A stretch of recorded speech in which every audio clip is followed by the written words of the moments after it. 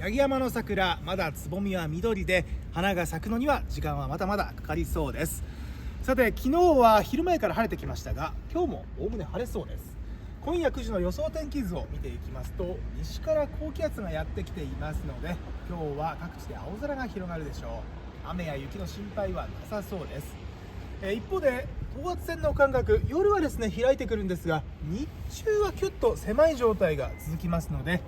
午後6時頃にかけて西寄りの強風に注意してください。今日の最高気温、仙台16度、だいたい昨日と同じくらいまで上がりますが、風が少し強まりますので、朝や夕方は空気がひんやりと感じられるかもしれません。